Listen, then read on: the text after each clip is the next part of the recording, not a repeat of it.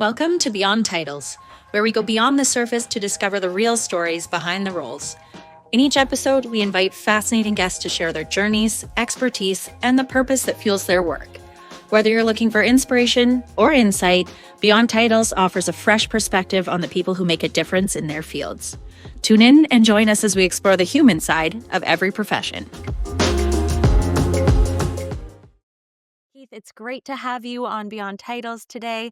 Thank you so much for taking join me, and I'm really looking forward to diving into our conversation because you have, first of all, a very big why behind your business and why you started HandyPro, which I'm excited to dive into. And you also have, expansion, experience with expansion. You have remarkable leadership ethos about you. So I'm thrilled for our listeners to hear more about the way in which you lead and how you've built your business. Before we get into some of those details, I'd love if you could just give a quick little intro into who you are, what you're all about, and some of the fun things you're working on right now. Thank you, Kendra. Appreciate it, and it's a pleasure to be here. I'm excited to spend a little bit of time with you. Little bit about me. We started the company. It's called HandyPro. Back then, it was called Home Advantage. We weren't trademarked then, but we started it about 29 years ago. I started when I was 2. And we started because my wife's grandmother, she was 82 years old.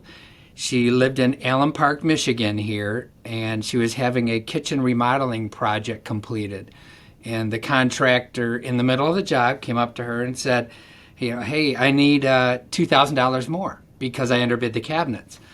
And she's a trusting soul, pulled out her checkbook, handed it over, and lo and behold, he never came back.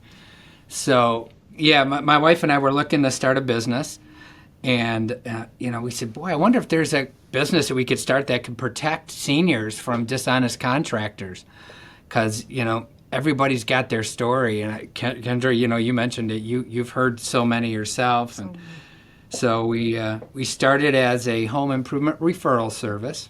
And we used to do certifications on electricians and plumbers and handymen and window and painters. And we had so many calls for handymen, Kendra, that my wife, being the beautiful brains that she is, said, let's hire somebody. So we did. We hired somebody because we couldn't find enough handymen to meet the demand.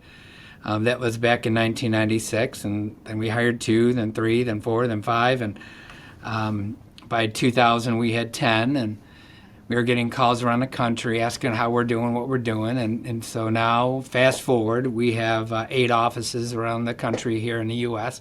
Not to Toronto yet, but we're coming. Hey, No, come on over. they're, yeah. And so, it's just been an honor, when people ask you into their home that, they pay you to do it and you're in their most personal space, it's a true honor.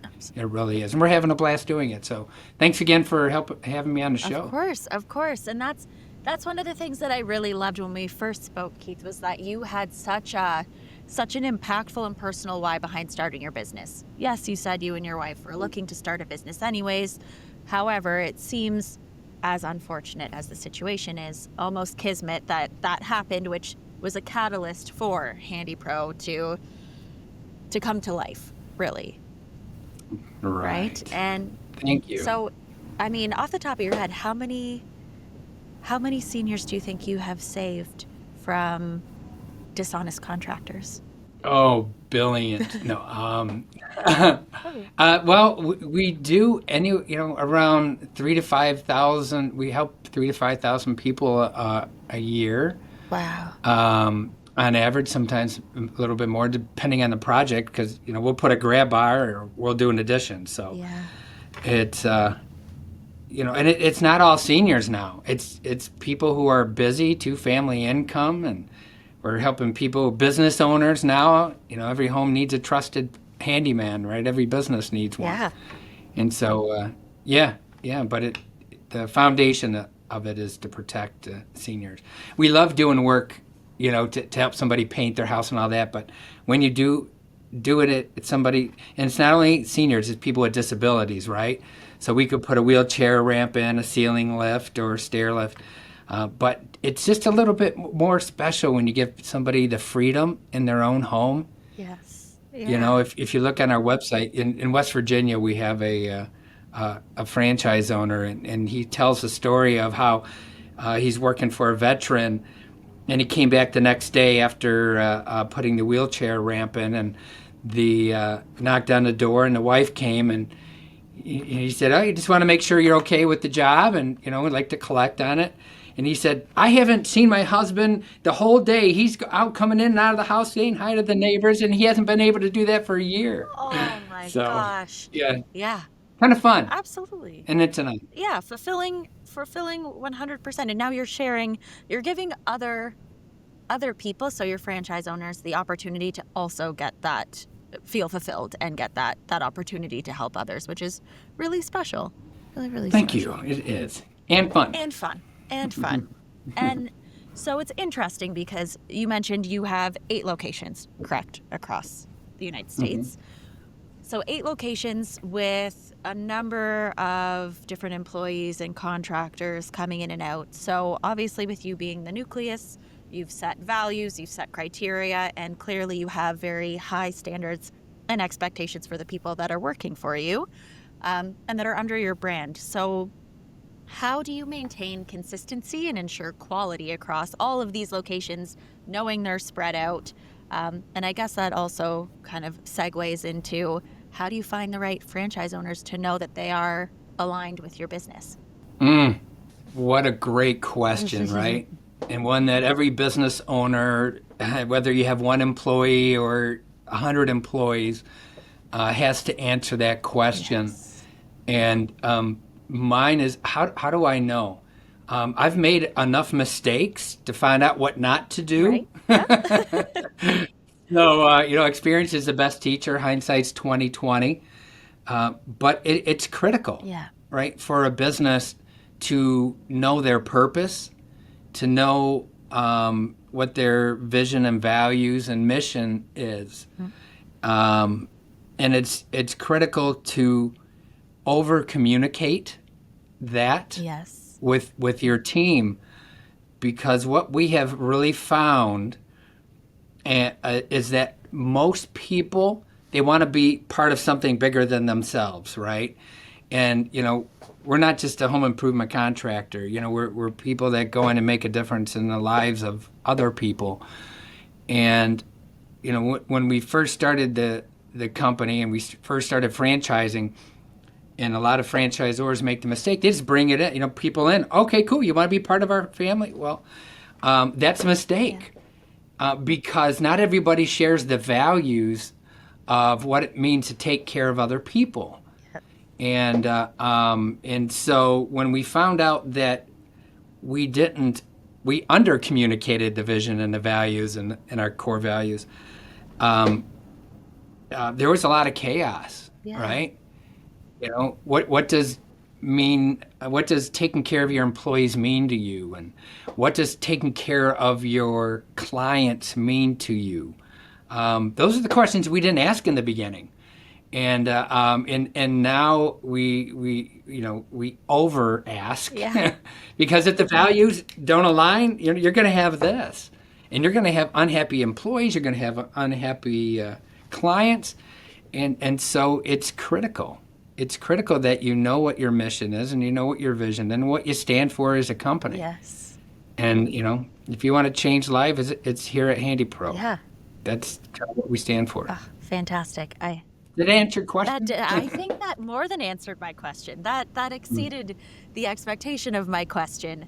And Awesome. especially in a franchise environment, I think you hit the nail on the head there. No pun intended. When people, I like. thank you, thanks, just came to me. When people do just say, okay, yeah, you want to be part of our brand, come on in, because it means that the business is growing, and that's obviously what some of the KPIs are, is to expand, is to grow, to bring on more franchisees. But it sounds like you've been very intentional with who you have coming in, and you mentioned, obviously, I'm guessing that at the beginning there were some misaligned or misalignments with, with potential employees or past employees. And so you've made some mistakes, you figured it out, now you know to over communicate the vision, mission, and values. Are there any other learnings, we'll call them learnings or lessons, that you had early on that have shaped how you operate as a business today? No, it the biggest lesson is basically what we said: bring into your company who people who thrive on your story Yeah. and that can connect with it, whether it's an employee, a subcontractor, a vendor, a franchisee, somebody on your leadership team. And boy, the world is so much better when they are both aligned, Yes. regardless. Even vendors. There was a time when we partnered with another company who ended up going bankrupt, and it hurt HandyPro. But because we had a really good, solid relationship with our vendors and so forth, we went to them and said, "Hey, listen, you know, I can't pay you today. Can you wait 30 days? Can you wait 60 days? You have my word. We're going to do it." And they said, "No problem. We believe you." Our businesses go up and down, and they everybody got paid, and we had even stronger relationships that way. Yes. So, it just makes life easier when you get people who are aligned in every aspect of your business. Absolutely. Absolutely. And I love that. The building of the relationships. I'm sure it's not easy to go out and find reputable vendors over and over again. So why put yourself through the stress and the hardship of having to start new relationships consistently, right? The 80/20 rule at the end of the day. Hmm. Yeah. And you take care of them, Yes. right? You take care of anybody who's part of your company, and they take care of you. Yeah. And the other thing that I really want to highlight that you mentioned was that you shared some of those struggles, or perhaps where you were at in the moment up front. So there's a lot of transparency in those relationships and interactions. And would you agree that that's one of the things that's helped you create the culture that you have at HandyPro, is the sheer transparency of here's what we're working with, here's where we want to go, here's what we're doing, and here's what we're delivering, and everything's kind of on the table. For me, Yeah. yes. For me, yes. I tried to be that founder CEO that knows everything and hasn't made mistakes, but that didn't work. Yeah, that's a failure in and of itself, isn't it? Right? People who think they're perfect bother us who really are, right? Yes. No, I'm kidding. I'm kidding. It is. I mean, when you're vulnerable as a leader, people can relate to Yeah. you. The leadership style of do what I say, it just doesn't fly anymore. It's not the culture that we're in. It's not the culture that we want to build here at HandyPro. We're a team. We work really hard, but we have a lot of fun doing it. Yes. So transparency, in my opinion, whether any employee can come in here and they want to talk about the financials, I'll sit down with you. Let's talk about Yeah. it. How do we market? We're very, very transparent. Yes. I think it's a key, part of our key to success. Sounds like it. It's all about trust, right? Yeah. Yeah, Mm. exactly. And it eliminates some of those, well, what are you actually doing over there? And how do we make money? And I think, yeah, exactly. Exactly. And Right. it also helps to tie the thread between what your employees do and the direct impact of the work that they have, how the work that they do impacts the business overall. If they understand, how do you market? What does this look like? What does our monthly quota look like? Whatever, however you measure that. But for them to actually see the impact of their work, I think, is also very motivating for individuals. I love it, Kendra. Yeah. Yeah. You hit the nail on the head. That should be the title of this How episode. does what they do every single day when they get up to work and they go out, they have the hammers, and how does that fit within the whole grand scheme of things? Most people want to know. Yes. Yeah. And I think, Most people want to know. Some people want to just come in, do a paycheck, get paid well. Okay, yeah, but some people want to know what kind of difference they're making in the big picture. exactly.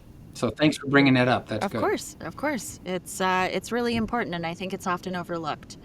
It's just the small actions that we have every single day that might seem mundane or might seem like I wake up and it's Groundhog Day and I go to work and I do this and I do that. But in the long run, it's those little ripple effects that create and cause big impact, whether that's in one person's life, whether that's in the lives of, what did you say, 4,000 or 5,000 people that you help in a year? Yeah, that's true. So That's true. awesome. We had a conversation with one of our craftsmen once, and he said, "Well, you're the CEO, you're important, and I'm just a craftsman guy." And I says, "Okay, well, let me ask you a question. What happens when you don't show up at work? Yeah. Chaos happens, Yeah. And we got to call clients, we got to call their people. When I don't show up at work, nobody knows. Oh, where's Keith? I said, you make more of a difference than I do. Yeah. Wow. I'm sure he walked away just beaming after that. How could you not, right? We're thinking you look crazy. Yeah. I would hope so. Yes. Yes. I would hope so. And so with that, I mean, as you said, you started the business a couple of decades ago, a few decades ago now, and from where you started at in your role and involvement in the business to where you are now, how has your involvement, your leadership style, and kind of the areas that you focus on, how have those changed over time? Well, when we first started, it was just Deb and I and one craftsman, and so we were jack of all trades doing all the business stuff. I'm not much of a handyman. My wife calls me Mr. Make It Worse. So I stayed out of the field. Even though I'm a licensed builder, I had to get it for the business and stuff. So yeah, we were doing everything, right? I was answering the phone, I was scheduling, I was hiring, and so forth, and growing it that way. And now, my day to day is I get to work with a lot directly with the location owners, franchise owners, and with the leadership team.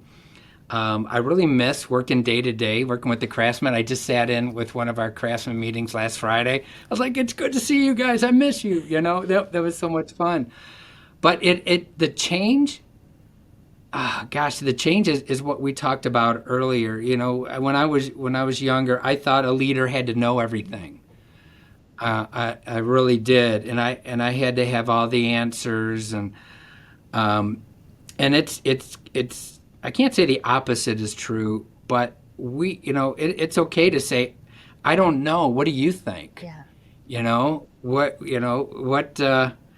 Where do you think the company should go? You're on the front lines. What are you hearing from the clients? And that was probably my biggest leadership change, from saying, okay, I have all the answers, I'm leading the ship, I got it, to, hey, where do you guys think? What are you guys hearing? Where should we go? And whether it's with the marketing or the operations or the finance, all together. Yeah. Very smart. Very smart. Because who knows best than the people who are interacting with your client every single day? Right. Yeah. You got it. They're hearing what the customer's saying, not us. Yes. Yeah. So exactly. So you've transitioned, you delegate more now, and I really appreciate though that you still sit in. You sit in on different areas of the business, so you understand and you get a pulse on what's happening in all of the different areas. It's not just in one. You're not just kind of siloed to the office, and that's it, and that's where you stay. I think that's the making of a great CEO, a great leader, is when you can sit in. There's also the open door policy where people can come and talk to you. They feel comfortable, right? They feel like they have a seat at the table. And that's, as much as we've gotten away from the do as I say, or we're trying to get away from that style of leadership, it right. still exists. It still exists. Yeah. So still got to do that once in a while, but not too often. No, and I mean, that's, if somebody things got to get done. Is learning a new skill and that sort of thing, then it's good to do as I say, because there's a step-by-step process, and if you don't, you might hurt yourself, or we might, delete all of our financial data. Safety. Yeah, exactly. Mm-hmm. Exactly. So when you think about, yes, people are connected to the overall vision of HandyPro, and that's why they would come to you specifically through the the franchisee lens. I'm really curious about that side of your business because I think what you offer is very unique in terms of a business model, and you've now scaled it across the country. So people come to you, franchisees, you set them up, and then how do you maintain your communication with them? How do you train them? What does that look like internally without giving away too many of your secrets? But how does that function to keep them? They're essentially an independent operating entity, but they're still part of the team. So how do you find that balance? Mm, real good question. You got a ton of great questions, Kendra. Thank you. So how do we maintain? Same thing we did when we first started the company is the communication, that we talked about earlier, and over communicating. As leaders, it's really important for us to remind ourselves what our roles are, and I have a little thing in my office that reminds me. I have three things on my job description, and it's have the vision of the company, have the strategy, and find the best people. Yeah. And so when I'm working with the franchisees, day one, that's what we talk about. You're starting from ground zero. You're going to be doing it, marketing, operations, firing, hiring, all this kind of stuff. But at the end of the day, you have to have that vision. You got to find the best people. And the strategy's with us, right? So we're a team. We can help you. We know how to make that phone ring. We know how to find the good people. It's that system, right? They just have to follow it. And so how do we train them? We use are you familiar with Traction? It's called Entrepreneur Operating System. I think I have a EOS? yeah, EOS. Yes. Yeah. So it's EOS, and so we have a like internal operating system that we use. That and in there they have one of the sections is the way. It's called the way of your business, right? So we have what's called the HandyPro way. This is how we hire. This is how we fire. This is how we communicate. This is how we market our business. This is how we do the finance. And this is how we have meetings, weekly meetings, quarterly meetings, annual meetings. And so we work with our franchisees that way because we have a saying that, your business is only as strong as your systems, right? And so, McDonald's is successful because they know how to make fries over and over and over the same way. Yes. You know how to make a Big Mac. And so you go to most places around the world, you're going to have the same taste. Yeah. Give or take, depending on the country. And so we work a lot with them on systems and building systems and finding great people to bring in to help you run these systems so you can create super fans, every time you go into somebody's house, and when you leave, they go, well, I'd be absolutely crazy to do any business with anybody else but HandyPro. Absolutely. And so we meet with our franchisees monthly. We have a Zoom meeting, and we just came back from going out to Maryland and D.C. and West Virginia and visiting them last week. And so I love eyeball to eyeball. Yeah. I love Zoom because it's better than a phone call, but nothing can beat shaking hands. Yeah, of course. And saying, hey, what's keeping you up at night? Yeah. Talk to me. How can we help you? Yes. So that's how we train and ongoing, how we support them as well. And it's no different with our employees. Yeah.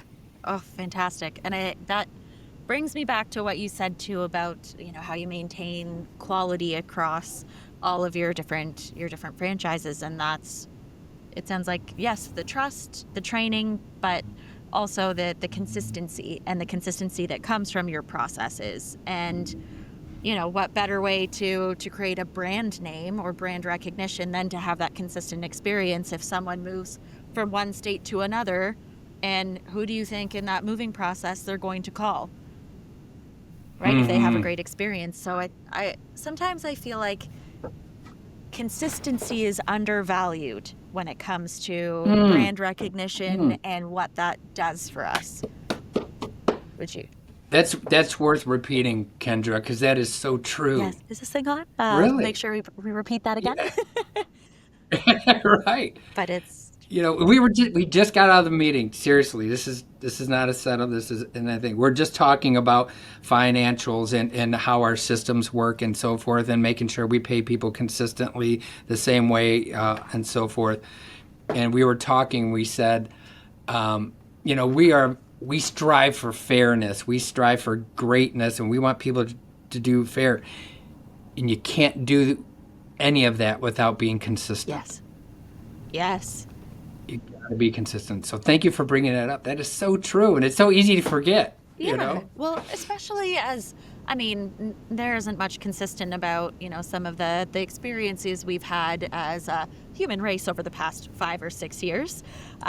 So while things are constantly changing outside, if you can give everybody inside your business, but also your customers that engage with your business every single day, that stability, that consistency, that sense of there's predictability, I know what's coming next, that helps. That's worth its weight in gold, because you know Hmm. that you're that security blanket almost. You're the reliable source that they can go to, and especially coming back to your why, right? It's very on brand, so that they don't have Hmm. to consider, do I trust this person? Do I not? They know immediately.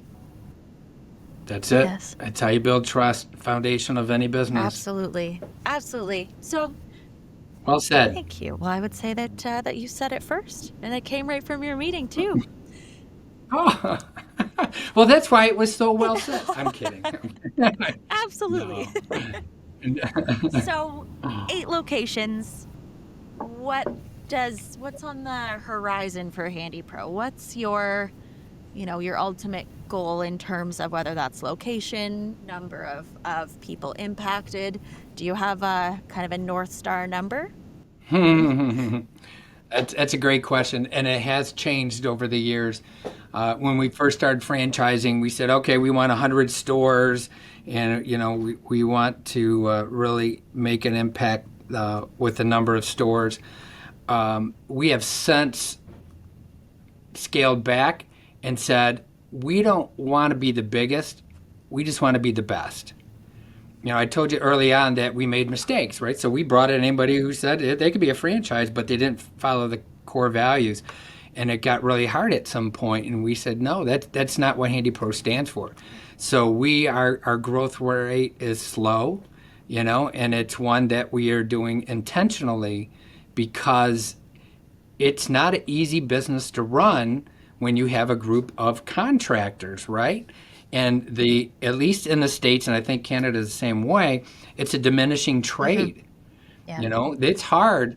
I guess if it was easy to find good guy contractors, we wouldn't Yeah. exist, right? And so to bring that and manage it takes a skill and it takes leadership. And so when we look at that going forward, we want to grow to 2 to 3 different franchises a year going forward, Great. and we will hit that 100 number. But we're not. We at one point we were thinking, okay, we could double that. But it's more important you get the right people Yeah. and that leadership that way. So yeah, our number is to get it to 100, but it's not to do it in 4 or 5 years. It's to do it in 10 years. So Yes. yeah. I love that. I love that. I think the intentionality, and you're focusing on quality, not quantity, and something built to last. That's the only way you can grow. It doesn't do any good if you have unprofitable franchisees growing up, popping up everywhere. Right. No, they gotta make money, and they gotta build a healthy business they can support and grow their team. Exactly. Well, and then what does that do if you have one that's, not pulling their weight because they're delivering not great service, and then what does that do to your reputation overall, right? It impacts every Oh franchise, yes, not just that one. it starts hurting your brand. You have to make some tough decisions. We made them. Yeah. It's much easier to say there's something else out there for you Yes.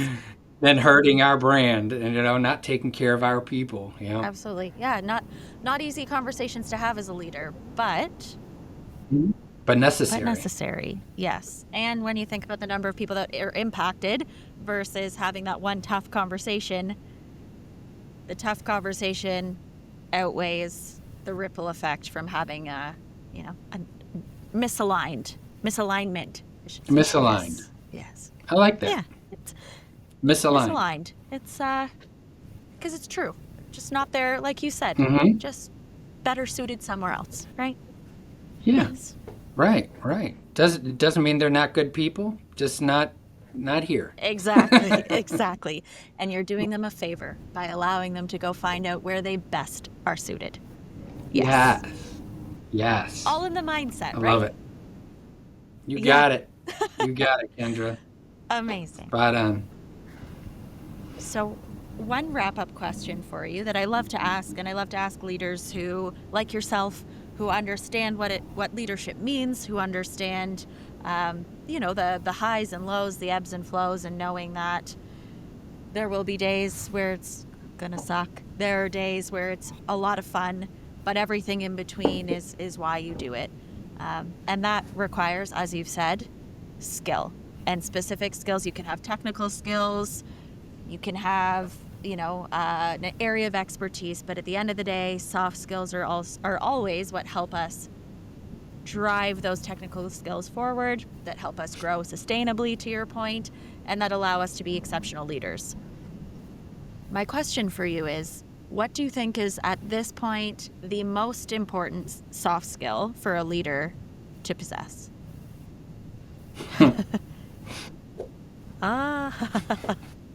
Yes. Listening. Yes. Yeah. And why is that? That is. I What's said, that? and why is that?